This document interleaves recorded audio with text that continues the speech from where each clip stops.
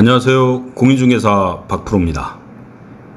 내년 3월 예정되었던 SK하이닉스 반도체 공장 1기 팹의 착공이 2개월 앞당겨 2027년 향후 3년 내 가동을 목표로 조기 착공이 검토되고 있습니다.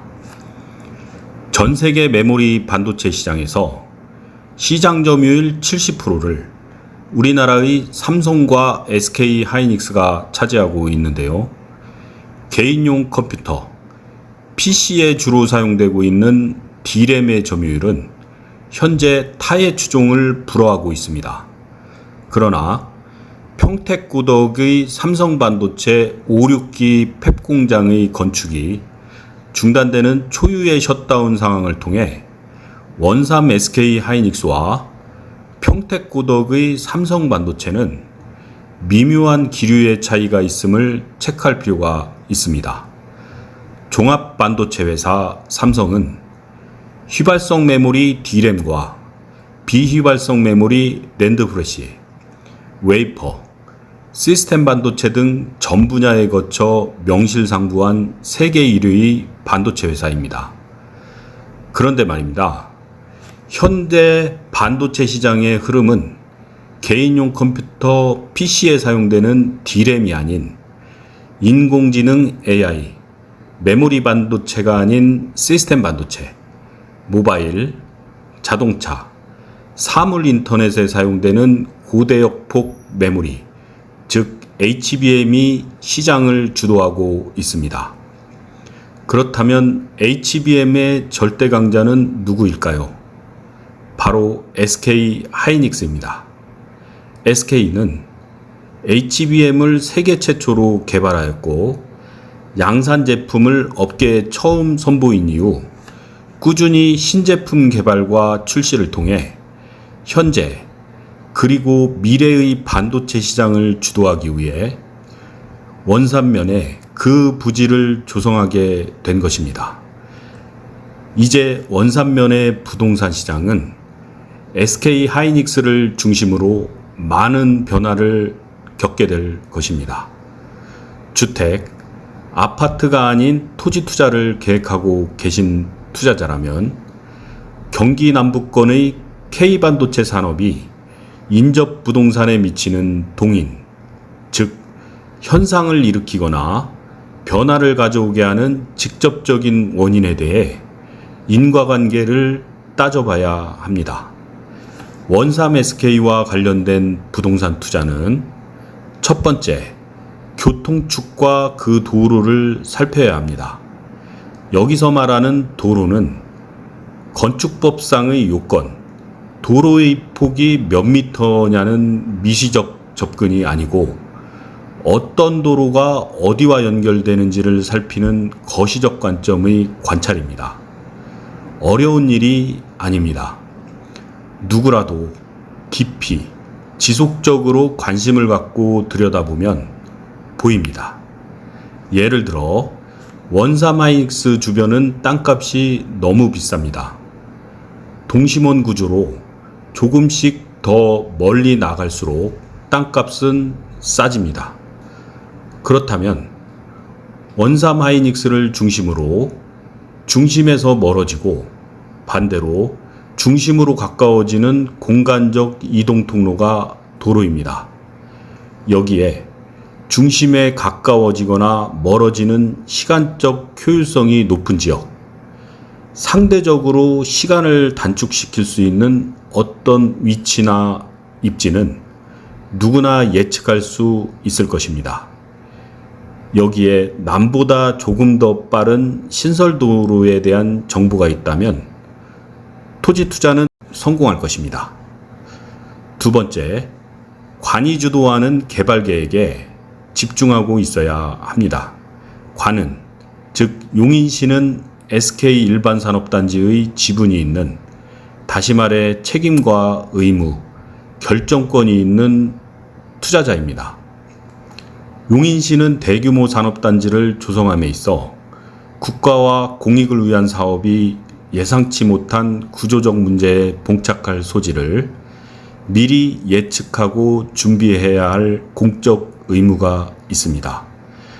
예를 들어 원삼하이닉스가 모두 공사가 끝나고 약 3만 명 이상의 정주 인구, 정착하여 계속 머무르는 인구에 대해 주택, 도로와 자동차, 주차, 원활한 교통의 흐름, 전기, 통신, 상하수도, 쓰레기 처리 등의 기반시설에 대한 준비가 제대로 되지 않으면 또 다른 사회적 문제를 야기시키고 그동안 용인시가 지탄을 받았던 난개발의 폐해를 되풀이하게 되어 누군가는 사회적, 정치적 위기를 맞게 될 것이기 때문입니다. 그렇기 때문에 정주 인구에 대한 예측과 배후도시, 교통, 주거, 도로망에 대한 선제적 계획이 필요한 것입니다. 관이 주도하는 이 도시계획에 따라 투자의 성패가 달라질 것입니다. 다시 예를 들어 보겠습니다. 정주 인구를 3만 명으로 예측할 때 단순하게 주거 형태에 따른 아파트 수용률을 50%로 본다면 약 15,000명이 아파트에 거주를 하게 되고 통계적으로 세대당 약 2.5명이 한 세대를 구성한다고 보면 6,000세대의 아파트가 지어져야 합니다. 아파트 6,000세대를 지으려면 용적률에 따라 달라지겠으나 통상 1,000세대당 1만 평, 즉 6만 평의 부지가 필요하고 3만 평 중 아파트에 거주하는 15,000명을 제외한 나머지는 단독, 다세대나 다가구 주택에 거주를 해야 합니다. 그런데 단독이나 다세대 등의 비아파트는 도시지역의 건폐율이나 용적률을 감안할 때 아파트보다 약 2배에 가까운 부지가 필요로 하게 됩니다. 즉, 정주 인구 3만 명을 수용할 주거시설 및 기본적인 상업시설은 20만 평 이상이 필요하게 될 것입니다. 특히 정주 인구 외에 외부인의 이동을 감안할 때 유동적인 인구를 수용할 수 있는 추가적인 시설과 부지가 필요함에 따라 20만 평에서 30만 평 이상의 배후도시가 형성될 것으로 예상할 수 있겠습니다. 세 번째 투자의 포인트는 그 인구의 변동성입니다. 첫 번째 말씀드린 교통과 관련된 내용이 아니고 향후 어떤 사람들이 원산면에 들어오게 되고 어떤 사람들이 언제 빠져나가며 정착하게 될지, 그리고 그 사람들의 먹고 자고 쓰는 의식주와 관련된 행위들이 이루어지는 공간의 생산성, 투자자 입장에서의 수익성에 초점을 맞춰 부동산을 바라보면 토지가 평당 100만 원이냐 500만 원이냐는 평당가로 논하기 어려운 비밀이 숨겨져 있습니다. 마지막으로 예를 하나 들어보고 영상을 마치겠습니다. 내년 1월에 일기 펩 공장을 짓기 위해 건설 인부들이 원삼에 몰려들 것입니다. 그들은 어디에서 어떤 형태로 먹고 자고 휴식을 취하고 언제 빠져나가게 될까요?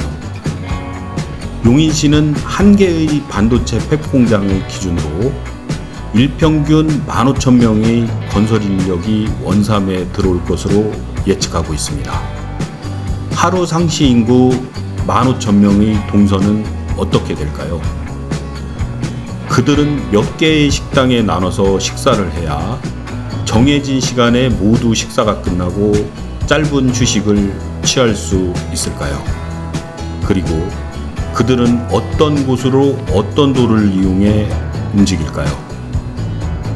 이들의 소비 활동이 이루어지는 공간이 원삼의 1차 부동산 투자 시장이 될 것입니다. 시청해 주셔서 감사합니다.